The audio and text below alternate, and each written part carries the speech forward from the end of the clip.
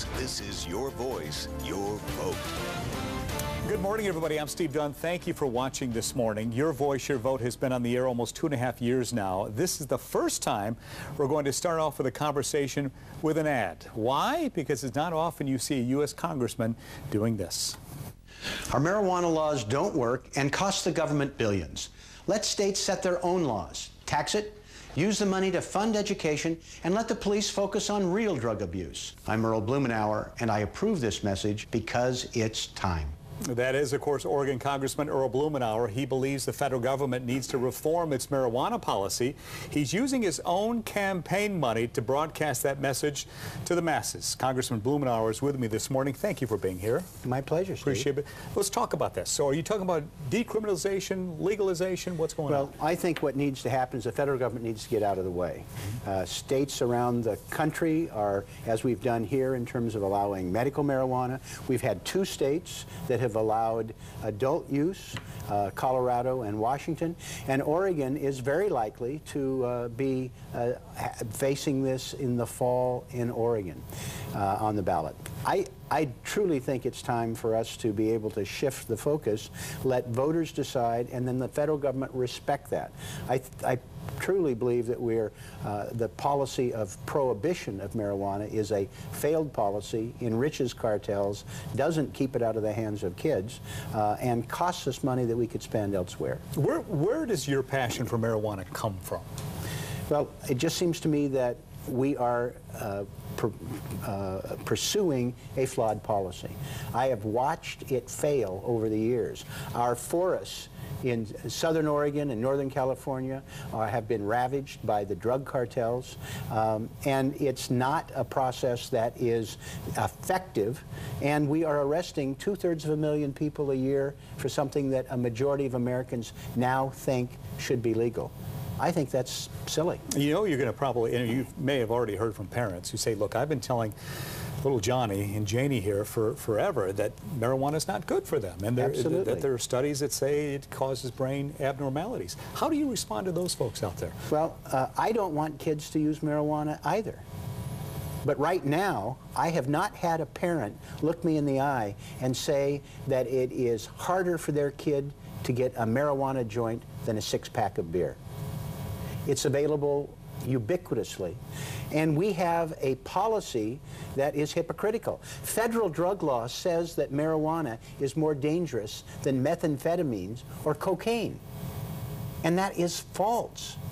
So how do we expect kids to take us seriously if the federal law is a lie and we're not dealing with effective enforcement and we're forcing it all underground? I think we get real, we do the research, we work to keep it out of the hands of kids, and we don't pretend something that's not true. That's why I think people have a difficult time accepting the rhetoric of the federal drug officials when they can't be honest with the American people. You're spending your own campaign money for these ads. How much money are you spending on that? Do you know? Well, we have a variety of ads, and I don't know the breakout on it. And why now? Why the ads now? Well, these are issues. There are a series of things that I want the public to focus on that are, some are not without controversy, but it's time for us to step up and take action, whether it's end-of-life care, whether it's rebuilding and renewing this country, or having a rational marijuana policy. These are things that we shouldn't kick the can down the road, and if we address it directly, I think we'll be better off, we'll save money, and we'll have more effective laws for what we do care about. Are these ads running nationally as well? There's some that are online, but the media that we've bought for television is all here in the Portland metropolitan area, including KATU. Hopefully all K2, this Congressman. We took the Congressman's ad to downtown Portland to get reaction. Listen to this. People are going to do what they want to do. I think if the government can try and skim a little bit off of that to pay for our roads and our schools, great.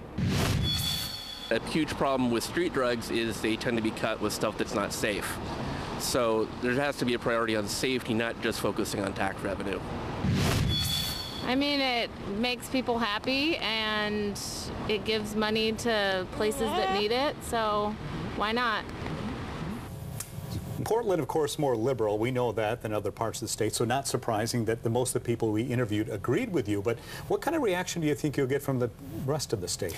Well, actually, we are finding that on a national basis, attitudes are changing, and there are a lot of people who have sort of a live and let live philosophy in terms of they don't want the federal government interfering. There are some very conservative people in Congress that have joined us on bipartisan legislation for marijuana reform. I think we're going to find, if it's on the ballot this fall, that the votes are going to break out in ways that are a little unusual. It's not a simple red, blue, Republican, Democrat, conservative, liberal. There are lots of people who are more of a libertarian orientation, very conservative on some things, but think, get the federal government out of this. When you decide to do something like this, do you run it past, say, the Obama administration, say, here's what I'm going to do? How does this work? No, I mean, these are things that these are a variety of issues that I care about, that my constituents care about, and that I think are important for us to focus on. In fact, I have been pushing the Obama administration to try and make some changes that they have under their control. For instance, under the crazy system we have now, hundreds of perfectly legal marijuana businesses in Colorado, Washington, or medical marijuana, where it's legal in 21 states, have to be all cash business? Well, you know, if you care about money laundering, if you care about theft, if you care about tax evasion, forcing people to pay their bills with shopping bags full of $20 bills is ludicrous. So we're pushing back on the administration, but these are things that I think are important for Oregon. You know, Governor Kitzhaber said he hears the drumbeat of marijuana legalization coming down the road. But there are those out there who say, you know, we don't need more intoxicated drivers on the road who've been smoking pot when it becomes legal. How do you respond to that? Well, there are millions of people who are smoking marijuana right now. So the notion that there aren't people on the road, I think, is false. But if we are able to have a rational system where we're not, where we can focus on areas of abuse and danger, and impaired driving is one of them, and focus on that rather than arresting people for something that the majority of Americans think should be legal in the first place, we'll be able to set our priorities. And I do think we need to do research, we need to do education, we need to be honest with the American people. That is how we have cut cigarette smoking by 2/3. We didn't arrest people, we didn't lock them up, we had public education, research, we worked on having safer products, and we worked with our children and public health people. We need to do the same thing, I think, with marijuana. Oregon voters will most likely have several initiatives regarding marijuana legalization on the ballot. They turned down previous attempts. Is this the year, do you believe, Congressman, that it will indeed pass in the state of Oregon? Well, there's one proposal in particular that has had a great deal of thought and consideration. It's modeled on what successfully passed in Washington and Colorado. I personally feel that if we had either of those two ballot measures on the ballot in Oregon 2 years ago, that they would have passed. And so I think this is a much more realistic effort, and it has, I think, an excellent chance of being approved. Are you hearing anything from your constituents at all about this? I have, since I've been working on the national level to try and fix some of the federal laws, I've been getting some feedback. I mean, there are some people who raise questions that are legitimate questions that we need to examine.